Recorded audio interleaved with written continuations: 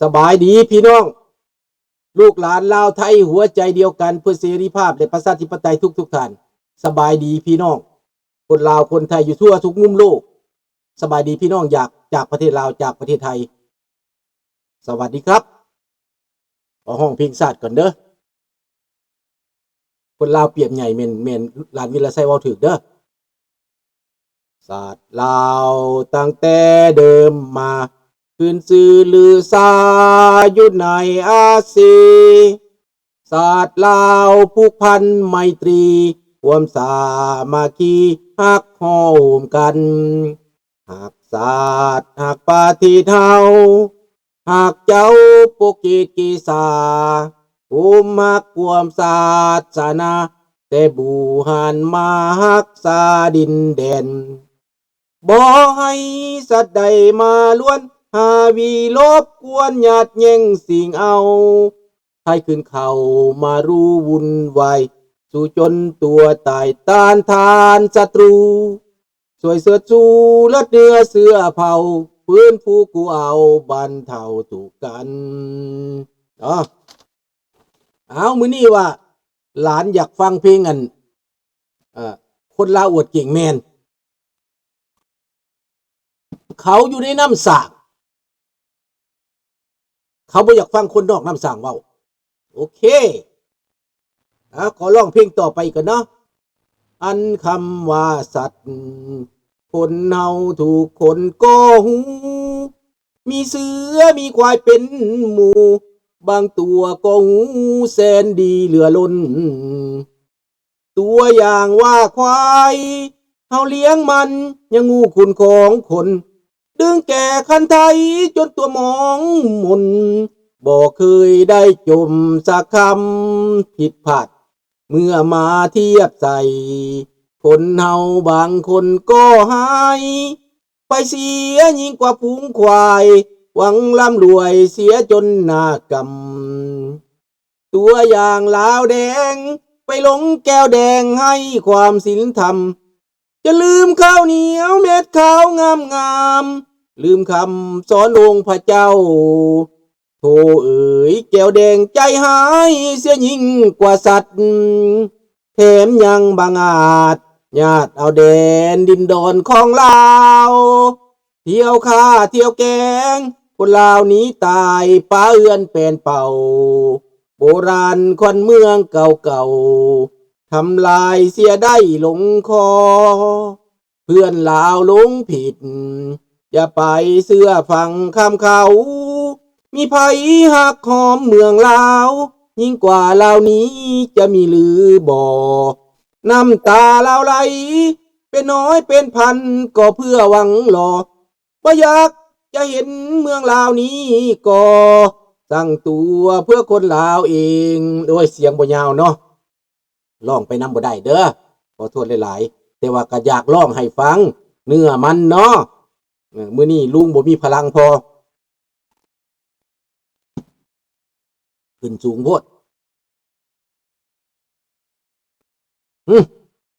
เอาน้ำมาเกี่ยงลงไปแล้วน้ำมะม่วงลงไปมีแห้งสบายดีสั่งเจ้าสบายดีน้อยสบายดีงอนอยากให้รุ่นสุดารามาลากคอพวกจีนพวกแก้วออกจากประเทศเราเอาให้หมดในเร็วๆนี้ถ้ามีโอกาสสงครามโลกที่3เปลี่ยนถ้ามันเปลี่ยนฟ้ามันเปลี่ยนสีลุงจะมีโอกาสแน่นอนเนาะขอบใจหลายๆเด้อพี่น้องทุกคนที่ให้กำลังใจมาเนาะมื้อนี้ลุงจะมาเว้าก่อนเรื่องเปรียบเทียบเนาะเปรียบเทียบให้ฟังว่าแก้วขนลาวแก้วขนแก้วเข้ามาแก้วคนเข้ามาประเทศลาวกับนักการเมืองอเมริกาเดี๋ยวผิดเขียนผิดตัวนี้เนาะเขียนผิดนักการเมืองอเมริกานักการเมืองพูดเดียวเด้อสระผัดไปใส่นักการเมืองอเมริกาเนาะแป๊บเดียวเด้อพี่น้องเด้อ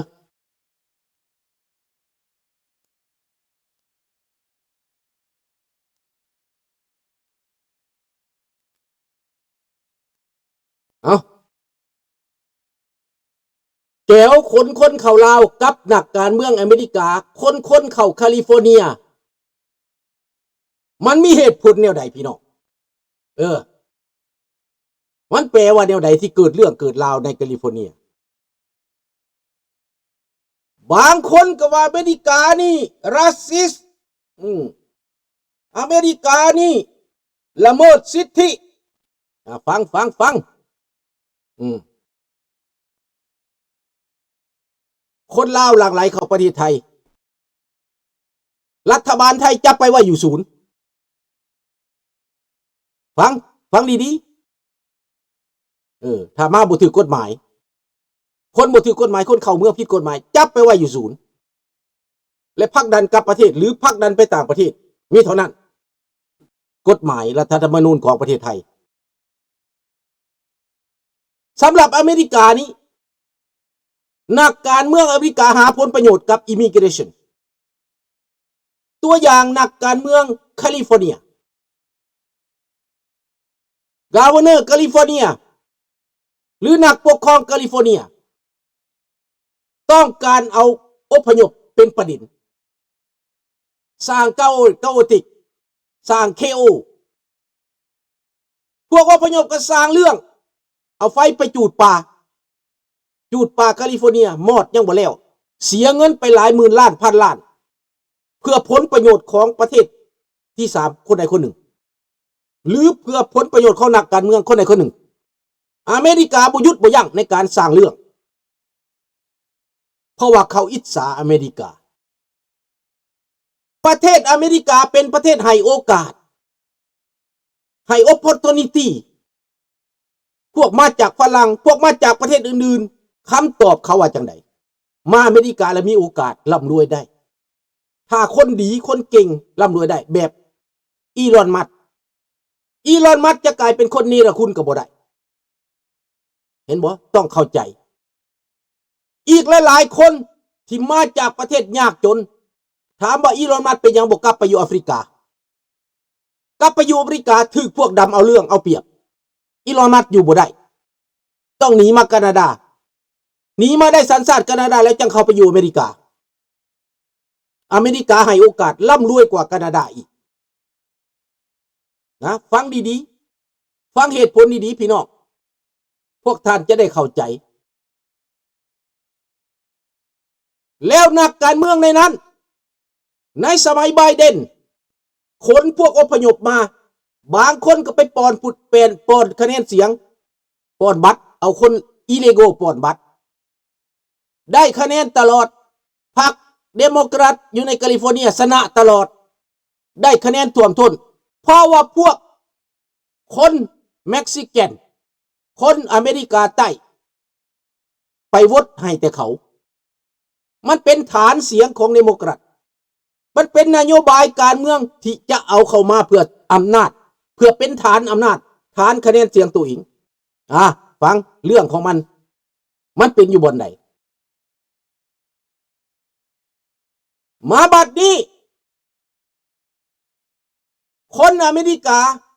โหวตให้เท่าถ้ำนี่โบแมนว่ามักเท่าถ้ำได้คนอเมริกาโหวตให้เท่าถ้ำนั้นเขาเบื่อคนต่างประเทศมาสร้างปัญหาในอเมริกาเขาเบื่อคนบ่ฮู้บุญคุณคนแองกราเข้าห้องภาษาฝรั่งเศสว่าแองกราติทูดเนรคุณเลเซงกราเข้ามาแล้วสร้างเรื่องคนผิดกฎหมายคนขี้ลักคนฆ่ายาคนคริมิเนลกองอัญญะอยู่หันอเมริกาเขาอยากสะสางแต่ว่ากาเวเนอร์นั้นปกป้องคนคริมิเนลไว้เพื่อตัวเองจะได้จอบเพื่อตัวเองจะได้พวกเอาคะแนนแบบนี้บ่สนใจเรื่องอเมริกาไฟสิใหม่บ่สนใจเรื่องอเมริกาสิล่มจมบ่สนใจเรื่องอเมริกาสิมีปัญหากูเป็นใหญ่ดีกว่ากูได้เป็นผู้แทนเพราะต่อไปกูสิเป็นประธานาธิบดี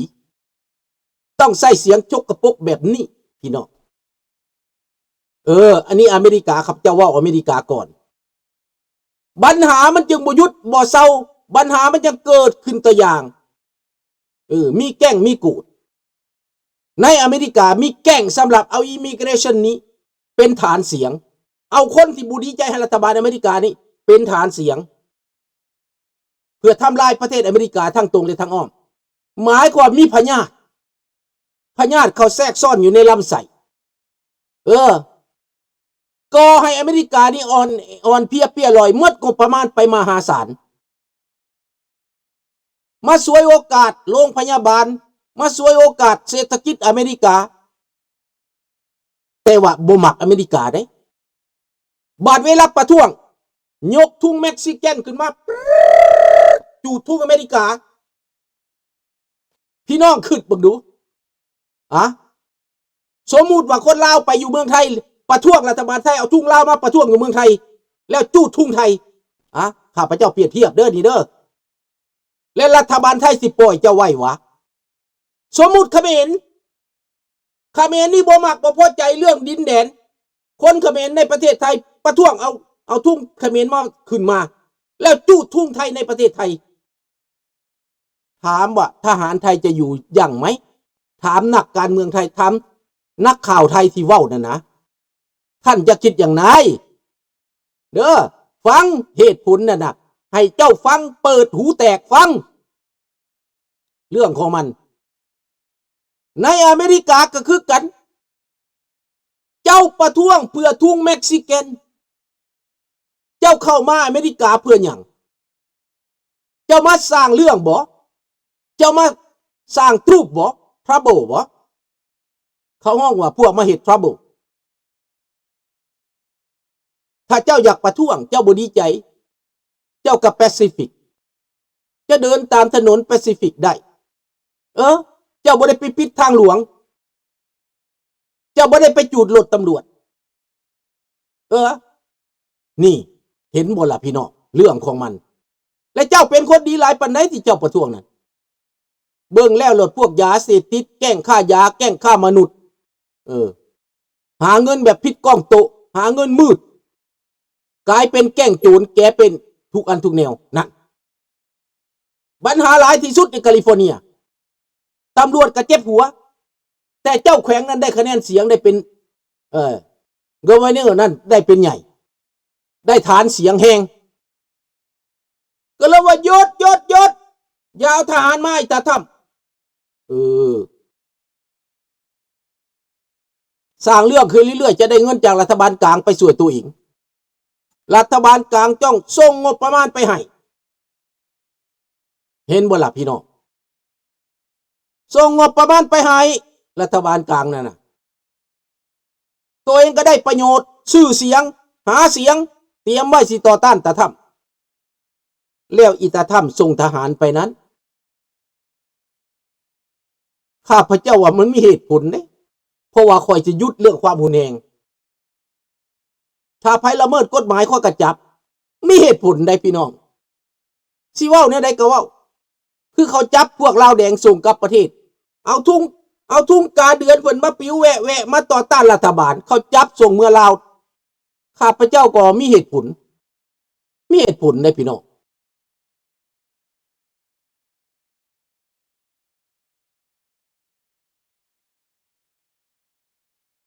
เรื่องเพศทักแคลิฟอร์เนียเพศทักนั้นท่านเพชรสวรรค์มันแม่นผู้ใดก็เพศทักแต่ว่าเจ้าสิเอาคนคริมินัลเจ้าสิเอาคนบ่ถูกกฎหมายมาเพศทักคันสั้นกับเลือกประธานาธิบดีก็ไปเอาคนฝรั่งเศสไปเอาคนเม็กซิกันผู้ที่มาเลือกประเทศไผประเทศมันนี่จะต้องขึ้นจังสั้นได้ลูกหลานเลยบาทนี้มาเทียบใส่บาทนี้ไอ้ลาวนักการเมืองลาวอยากได้ฐานเสียงแข็งแรงจะได้ความเห็นแก่ตัวเองก็ไปลากพวกเวียดนามมาให้มันเต็มประเทศได้ 4-5 ล้านได้ 7 ล้านได้ 8 ล้านได้ 10 ล้านลากจีนมาคนลาวเตะหนีบ่สนใจแม่นักการเมืองสกปรกอันนี้นะลาวก็เฮ็ดแบบนั้นแหละคนลาวแท้บ่มีกลายเป็นคนต่างประเทศเบิดกลายเป็นคนเจ๊กคน